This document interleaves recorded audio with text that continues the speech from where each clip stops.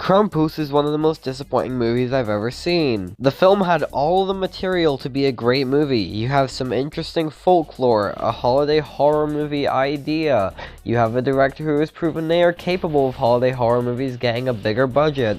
So what went wrong? Well, to figure that one out, we kinda gotta start from the beginning. So the movie begins on the Black Friday weekend, and the whole scene is just making fun of Christmas using Black Friday. Basically, the entire opening credits is kind of pointing out the irony in Christmas. People are getting injured, there's destruction and chaos everywhere, but there's Christmas music trying to blast happy tunes in the background. Prettiest sight to see is the holly that will be on your own front door. If only anywhere else in the movie was this self-aware. In all seriousness, this is a pretty funny scene and kinda the highlight of the comedy, but that is not a good thing because this is a horror comedy movie and we are at the start of the movie. You're probably wondering how this scene actually connects to the movie outside of the Christmas theme. Basically, the main character is in a Christmas play and he's beating up another kid, and that's the joke. I'm sorry, your son's been on the ground punching some other kid for how long and you're only now getting up? Wait, why didn't the teachers intervene earlier, and where are the other kids' parents? You're all bad people.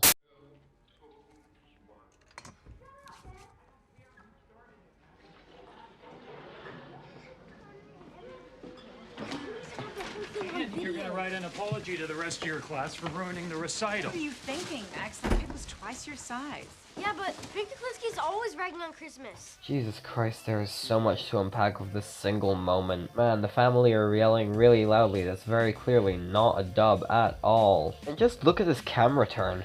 You're gonna write an I feel like I'm the only one who's able to notice the very obvious cut during that spin. How did you screw up more with a bigger budget? How is your straight-to-DVD movie more professionally made than the one that reached cinemas? and was drop kicking him into the manger really the best way to handle this? Did the fight go on for even longer after the opening credits ended? Oh, I know. I didn't want it ruined. For the little kids. Oh man, what a noble lead character. I sure hope nothing happens to change his views and make him sad. Said no traveling over Christmas. I still have to take a few calls. Hey, Roger, what's up? Wait, guys, aren't we still gonna watch Charlie Brown and wrap Christmas presents like always? You know what? After what you pulled, you can do that alone. And quick. Your cousins get here any minute. Yeah, Roger. That's a Christmas cluster F over here. Beth, let me hang this. Wait, Mom, are we gonna watch Charlie Brown? Who could have guessed? We are currently less than 10 minutes into this movie and I am already excruciatingly bored. So while we're so early into the film and we have to deal with this terrible child actor, I may as well give you some background knowledge. The kid who you are currently witnessing failing at acting is called MJ Anthony, and you're probably wondering how he got in such a big lead role for a film. And I don't really know about that, but I do know he was kind of in a lot of other places in 2015, including Insurgent. He was doing pretty well for himself, to say the least.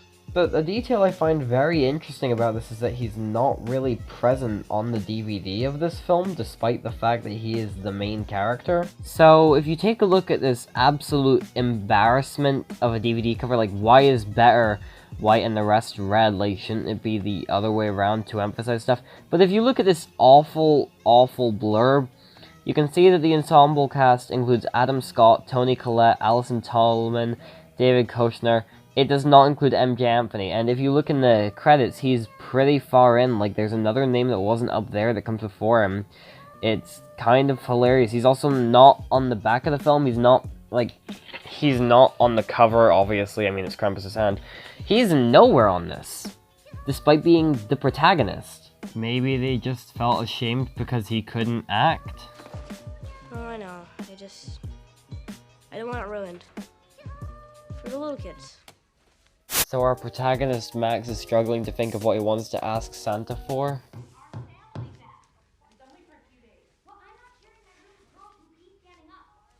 I can't tell if this scene's meant to be funny or emotional, but it's not succeeding at either. The music implies something very different from the dialogue we're hearing. Last year, I found shit in my bed, Mom. Human shit. I thought you were meant to be helping her hang up the pictures. This does not look like you're helping at all.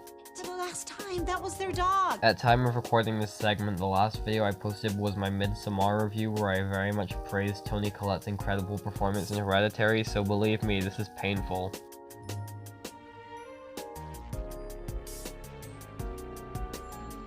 How long have you had this picture for you to only just be seeing this, but to have been hanging it up from inside a box?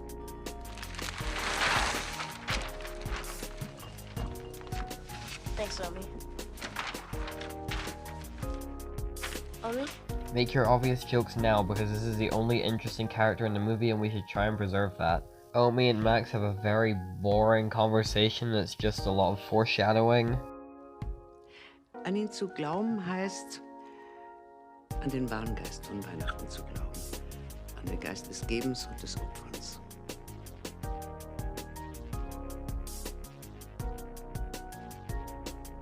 Only the most original movies have characters foreshadow something and then start frowning and then try and distract everyone else by bringing up happier things. We are then treated to a hilarious rib-tickling Skype call between the daughter and her boyfriend. This is literally only here to set up a plot device later on, so I'm just gonna move on. In all seriousness, this movie seriously drags at the start. It takes ages to get going and it just feels like a bunch of filler. So you'll be glad to hear that after this scene, the movie actually kind of begins.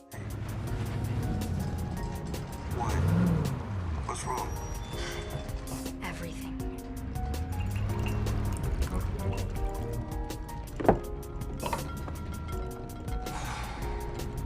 Get it? It's a metaphor for how obnoxious they are. Get it? Did you get it yet? Did you get it yet?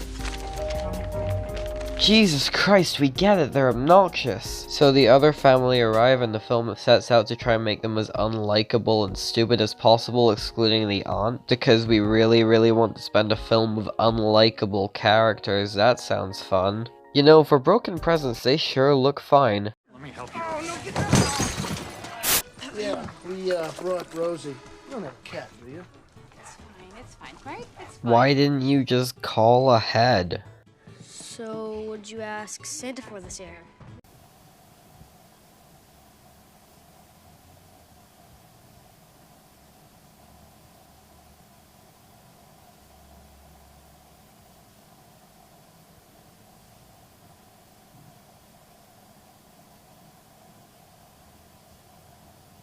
The two nieces notice Max's letter to Santa, and then the movie drops a bombshell on the mother.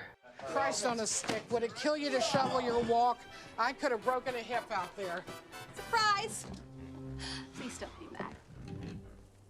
Oh, yeah, Dorothy, it's so great to see you. Nobody does this. Why would you not tell the homeowner you're bringing a special guest? Did you consider that this guest might not have anywhere to sleep and might not have enough to eat? If you had just let her know in advance, then maybe she could have found a way to accommodate this? Hell, if you just met her at her kid's nativity rehearsal, then you could have gotten supplies. Were you not invited to the rehearsal?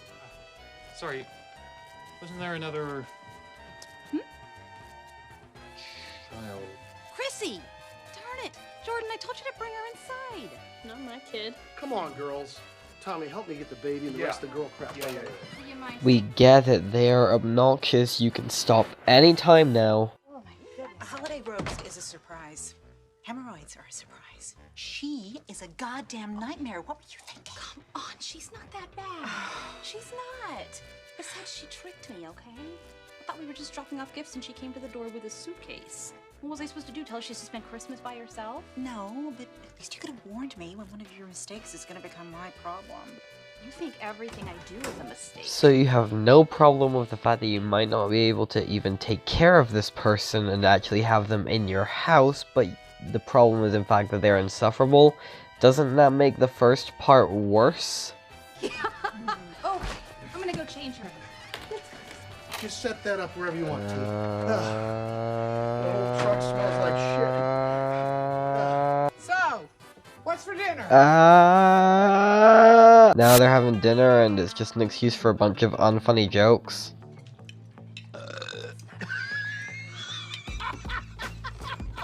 That's my boy. Just say you need to go to the bathroom or something. You don't just have to sit back down. Any normal human being would do this. We get some boring, useless banter between Howard and Tom that is literally just Howard making fun of Tom so they can develop their characters later. We are then treated to more obnoxious Howard stuff. A shepherd has got to protect his flock. Honey, we said no gun talk at the dinner table. This family needs a little gun talk, whether it's at the dinner table or anywhere else. I understand you want to tell us he is obnoxious, but there is nothing else to his character, and it is annoying. At least spread it out a little. Then everyone starts being an obnoxious asshole because we can't have any likable characters in this movie. Remember that your Aunt Sarah likes everything to be clean and perfect, and that's why she makes so much food that you can't pronounce. Well, I just thought you guys might like a break from macaroni and cheese or hot dogs. Yeah, okay. Well, you were wrong. And who doesn't make a ham at Christmas? What are you now, a Jew? I genuinely forgot how terrible and awful this opening act is. And I'm only 11 minutes into this video. I am not exaggerating when I say this is the most pain I have been in watching a movie in a long time. In case the movie has not reminded you that the characters are not unlikable enough yet, these two decide to start being assholes. Max, Dad. Hear what happened to Santa? No, Stevie, what happened to Santa?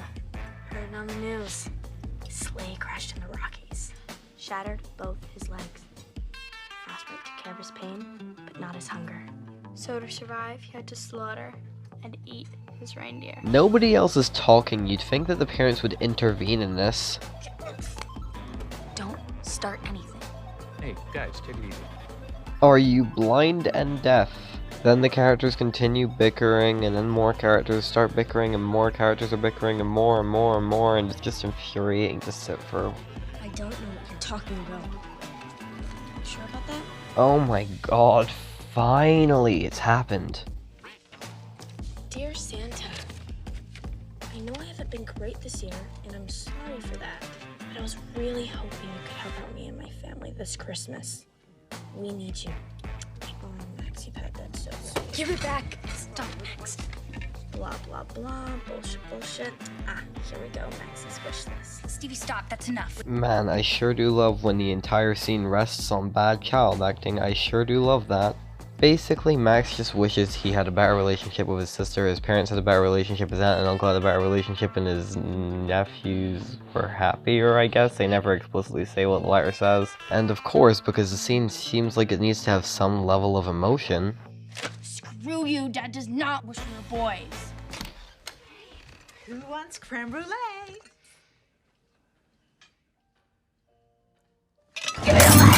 There's a scuffle, there's some bad child acting, and then Max just runs off to his room. Max! Oh, lay off of him. Kid deserves a prize just for telling the truth. You know your film's bad when the obnoxious character that you're meant to hate is more likable than the characters you're actually meant to resonate with. Anyways, Max's dad, whose name I cannot remember for the life of me, comes up to talk to him. Okay, you kind of got me there.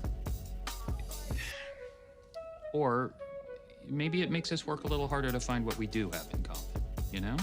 Put everything aside, think of other people for a change. Friends, family, even the assholes you normally can't stand. Like Uncle Howard? Didn't want to name names, but hey, bet there's still time to drop that letter in the mailbox, huh? You're seeing why this scene exists now, I presume.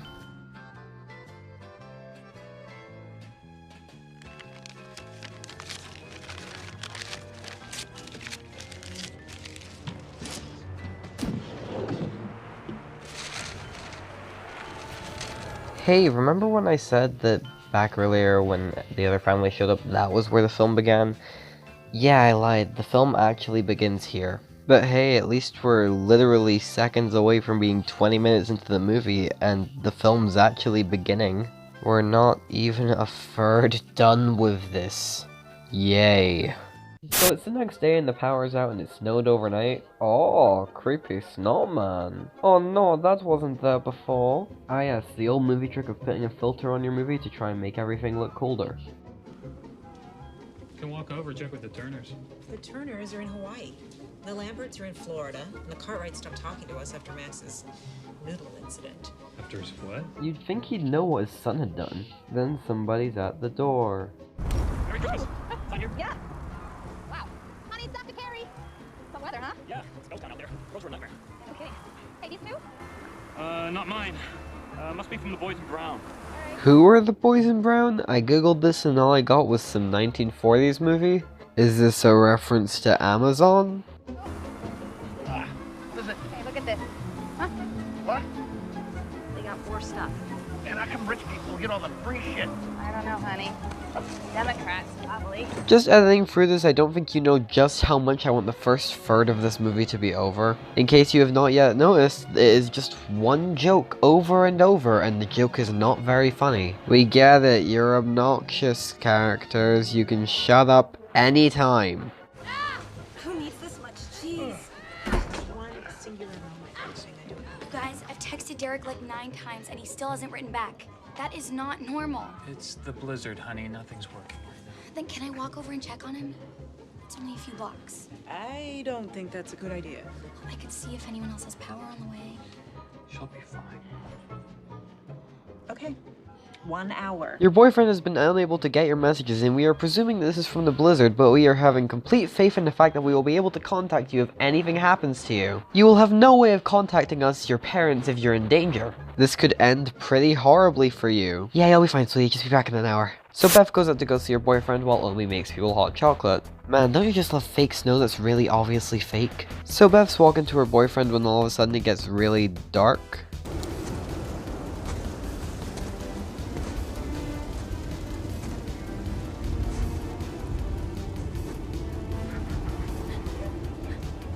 You'd think she'd react more to this. And finally the film realizes it's had awful pacing and decides to go into the second section of the movie, the horror section. And the scene it does this transition with is kind of ridiculous and stupid, or as I like to call it, the only good horror scene in the movie. Yeah, it's peaking early again. So Beth sees Krampus on one of the rooftops and decides to just stare at him for some odd reason.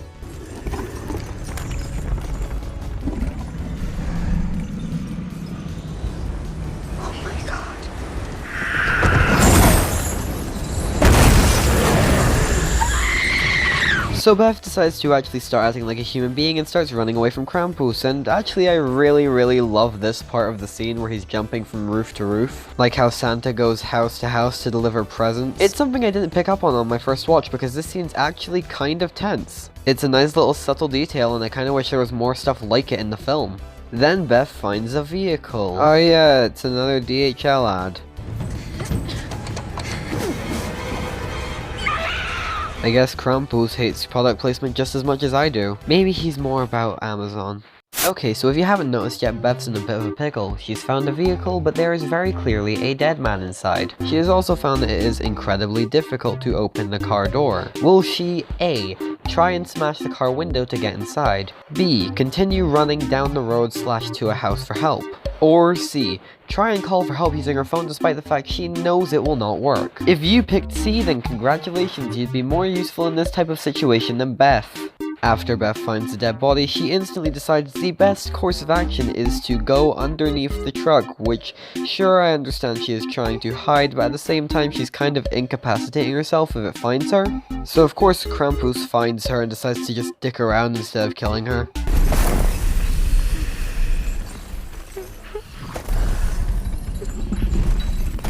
Then, right as Beth thinks she's about to bite the bullet, Krampus just decides to leave. I guess he was more bored than the audience. He does, however, leave her a parting gift.